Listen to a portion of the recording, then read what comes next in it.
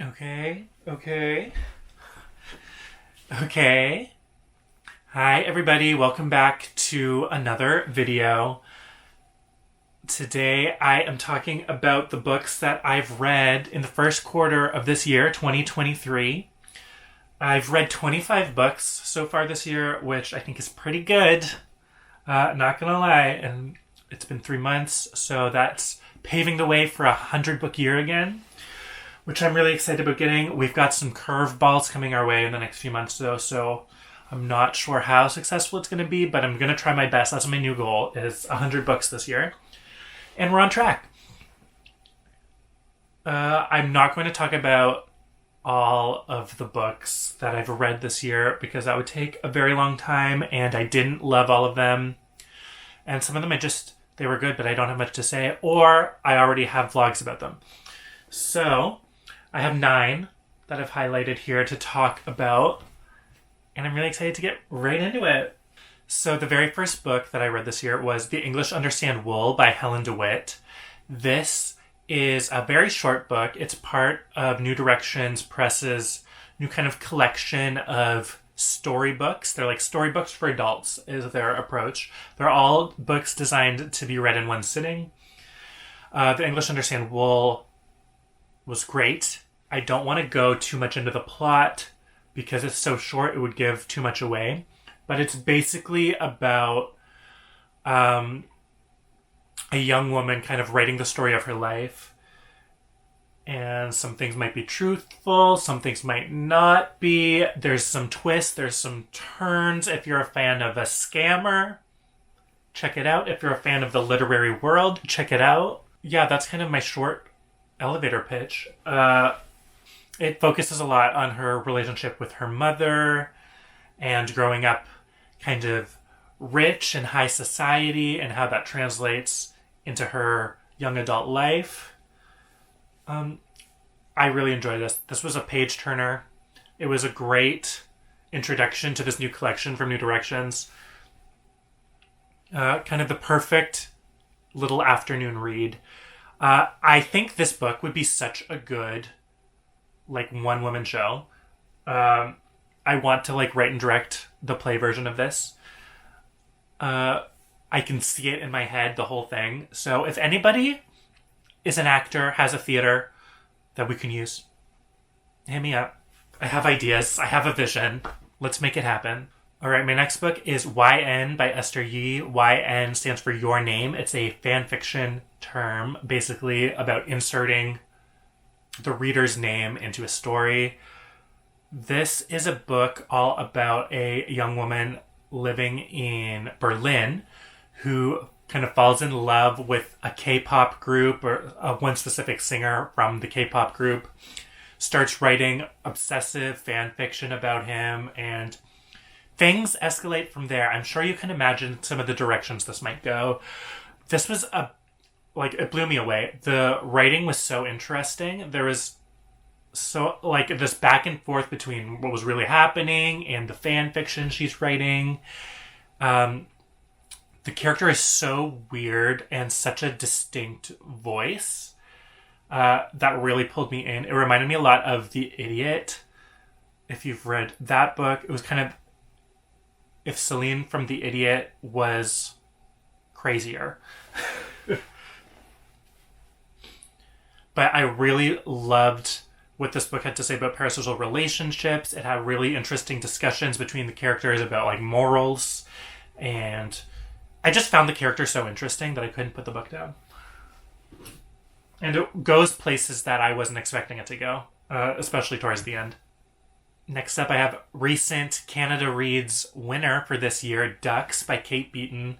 This is a graphic novel memoir all about Kate, the author, traveling from her small town in Cape Breton to the oil sands in Alberta to make enough money to pay off her student loans. This has a lot of buzz everywhere, but especially in Canada and especially in Nova Scotia where I am. So I'm not going to go too much into it, but this is a amazing graphic novel. It's such a beautiful way to tell kind of your life story or to visualize memory in a way that is really unique. This tells such an important story about kind of the realities of participating in an exploitative industry because of how you've already been exploited and like needing to make ends meet and needing to pay off your debts to survive, and kind of all these different scenarios and people who are brought there for different reasons and kind of the repercussions of the work you're doing and how it weighs on you. And also kind of this like tight-knit world that is created in these work sites that has like such perpetuated violence and its own culture that kind of we don't hear that much about. And I thought it was so good. As I said, it just won Canada Reads, so it has a whole big new push. Yeah, Ducks was amazing. I live in Halifax. There are some scenes that take place in Halifax, and the drawings, like, it was like, oh, I know exactly where that is. So I can only imagine that the parts on the oil sands were just as accurate and vivid, and it blew me away. So read Ducks by Kate Beaton. Next up, I have Couplets by Maggie Milner. This is a poetry novel. It kind of alternates between verse, so couplets, and actual prose in the chapters. And it's basically the story of a relationship from beginning to end. It goes to some, I don't know, interesting places. It brings up some interesting topics of discussion that I found interesting. It's very queer. It's very kind of experimental. I find some of the stuff exploring kind of the specifics of the relationship got a little bit cheesy, but there were some really interesting quotes that I pulled overall about just kind of the nature of relationships and how we treat each other that I found made the book worth the read. It's not like a 5-star, oh my god, amazing, but it's a quick book. I read it in an afternoon. Some of the poetry is beautiful. It's a really interesting way to tell this story, and just an interesting way to play with form. So I definitely recommend Couplets, especially if you're kind of thinking like about the conventions of relationships and the expectations and heteronormativity and all that kind of heady space of talking about the modern relationship. I think it's interesting. But yeah, I think some of the specifics got a little silly. Okay, next up, I have I Keep My Exoskeletons to Myself by Marissa Crane. This is an interesting one. It's a post-apocalyptic, almost like dystopian-ish, alternate history-ish story about this alternate America where instead of going to prison if you commit a crime, you get an extra shadow. Like literally like shadow when the sun shines down on you. Which was an interesting way to kind of have this concept, but I got really lost in kind of the how of it all.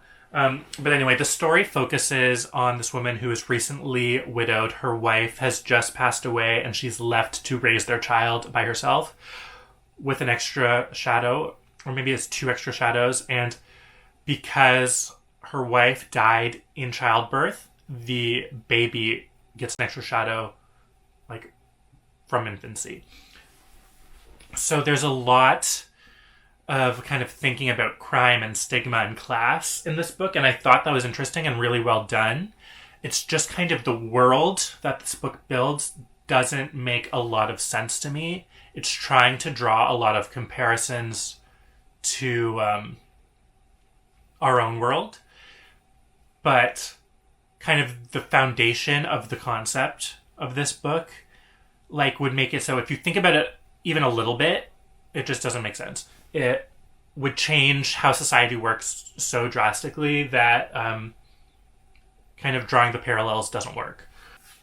So I think, like in general, I really enjoyed kind of the plot of the book, but the premise was really distracting for me when I was reading it.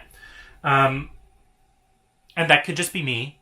That could be my own issue with this. But I did think the characters were really well fleshed out. The story was really good. The relationships between the characters were so honest. And I really enjoyed that. I just found the alternate history of it all a little distracting. A book that I loved is Brother and Sister Enter the Forest by Richard Mirabella. This was on my most anticipated books to read this year, and I'm so glad that it was good. And not only was it good, it was like good in an unexpected way. It was, from the pitch, it seemed like this was going to be a lot more kind of magical realism, but this book is very actually grounded and very like straightforward literary fiction, which I actually really liked because I read it in between I Keep My Exoskeletons to Myself and the next one I'm going to talk about, which was more magical realism. But yeah, Brother and Sister Enter the Forest is about the relationship between these two characters who are brother and sister, obviously, and also their mother and some other characters as well. But it's mainly about trauma and addiction. It's a pretty dark book at points, but I found the lightness really comes from the relationship between these characters and the really realistic way that it's portrayed and how they have deep love for each other and deep understanding of each other, but it's still conditional and it's still messy and there's all this history tied up in it and guilt and stigma and shame, and yeah, it's not like there is plot, but it's about these characters and the relationship at the end of the day, so I'm not going to go too much into kind of the beats of what happens in the story. Yeah, Brother and Sister Enter the Forest was such a stunning book. It was beautifully written. The plot moves the perfect pace. You're always wanting to know what happens next. It's kind of jumping between a couple different timelines from their childhood to where they are now. And just like unraveling the details of who these characters are and how they know each other and what they've been through together and separately is really, really well done. I was blown away. So the next book was maybe my favorite so far this year. It's Monstrilio by Gerardo Samano Cordova. This is a book about a couple whose son dies at a young age, I think like 8 or 9, and the wife digs out a piece of his lung and creates kind of a new monster from his corpse, which is very morbid, but this was so unexpected. I thought this was going to be kind of a horror novel. I'm not really a big horror fan, but I thought the premise was interesting and the early reviews were interesting, so I picked it up and I was blown away. This book is so stunning and so heartfelt. This like found family story of this unconventional group of people learning how to love each other and pushing through grief and what that means and kind of understanding each other on such a deep level. It was so queer. There's kind of 4 different narrators and each one takes a quarter of the book, like is not alternating between them. And I thought it was such a beautiful way to tell this story of kind of shifting the focus and shifting who's centered to kind of reflect what was happening. The character, Monstrilio, is like my heart. So pure. so beautifully done. This like weird little monster who everybody just falls in love with and wants to protect with all their heart, and kind of what that means, and first trying to kind of make him conform into the world and then later finding acceptance of like who he really is and his nature, like very nature versus nurture discussions. A lot about art in this book, a lot about queerness and expectations of relationships and family dynamics and kind of subverting them. It was funny. It was charming. Like, I can't recommend this book enough. Monstrilio is, like, by far my favorite book so far this year. I can actually compare it to the next book I'm going to talk about, Autobiography of Red by Anne Carson. It's a very similar kind of protagonist to this, like, pure child that you just want to protect and, like, watching him grow up. This Autobiography of Red was very different, though. This one is written in verse, similar to Couplets. This is an older book. This is Backlist from, I think, the late 90s. This book came out. And it's all about this boy, also very queer, kind of told through the perspective of Greek myth, but it's a modern setting. It's kind of something you can get away more easily in poetry. And it's just all about him growing up, and it starts with him and his mother. She's a single mom raising him, and then eventually him growing up and, like, going out into the world and finding his first love. It's another quick book. It's written in poetry, so it goes pretty quickly. And it's only a little over 100 pages. But it was a stunning book. There were so many little quotes that I kept highlighting and wanting to, like, hold on to. Yeah, it's just another, like, pure character you just want to protect with all your heart. And the last book I'm going to talk about is The People Who Report More Stress by Alejandro Varela.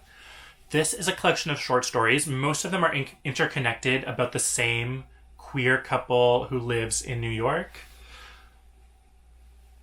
But there's a couple branches off. It kind of follows them at different points in their relationship. It kind of drops in, drops out, like pulls in, pulls out. But also kind of follows... I don't know how to explain this. It kind of drops in on them on different alternate timelines. So you kind of see if different situations, like different choices were made, where would that put these characters a few years down the road? So I thought it was a really cool way to do a collection of short stories. And you kind of don't fully understand what's happening until it gets towards the end, when there's a specific short story that kind of lays it all out, all of the alternate timelines and who these characters are and kind of what happened. And then you kind of, I'm putting the pieces together now. So sorry if that was a bit of a spoiler. But I think that's pretty clear from how the book is marketed. I found a lot of the stories were very similar, and I couldn't quite put my finger on why. And it was because they were all kind of written the same way. It's the same characters, obviously, so it was kind of like thinking like, are these the same people? Are these different people? I kept getting that mixed up. I kept getting what happens in one story mixed up with a different one. A lot of these short stories are kind of centered around some sort of philosophical or moral conversation that the characters have, either with each other or with themselves or with other characters. So some of them did start to blur together. There's a few stories that kind of play with form a little bit more, and those were my favorites by far. There's one especially that's all kind of told from the perspective of a bunch of first dates, and it kind of shows a character's dating profile and then the conversation they have on the first date, and kind of goes from there. That was my favorite. I wish there was more stories like that kind of mixed up the format. But overall, I really enjoyed this story. It was super queer, very centered on race and privilege and New York. And I really enjoyed it. I really enjoyed thinking about some of the concepts that the author brought up in these stories. And I really liked kind of how they were explored. So yeah, that is my reading roundup. I read like 15 other books that I'm not going to go too much into, but I will be posting about more of them on my Instagram. So give that a follow if you aren't already, and you'll see more of my thoughts on some of the books I've been reading. Thank you so much for watching this video. Like I said earlier, there's some curveballs coming up in the next few months. We unexpectedly have to move. So I'm going to be filming a bookshelf tour ASAP before I pack up all these books and move them to a new house. Maybe there'll be some moving content, setting up my new reading area. We'll see. I'm actually really excited to move from a YouTube vlogging perspective. I find this house that we're in right now a little bit difficult to film in, just in terms of space, in terms of lighting. I've really struggled filming in here, so I'm excited to have a new space, a new area to work with. I'm hoping it'll be a bit easier to film in there. There's definitely more windows in our new house, so hopefully we get more light and I feel better filming there. Anyway, make sure to subscribe so you don't miss anything. I can't wait to show you my bookshelf tour and more things happening down the road.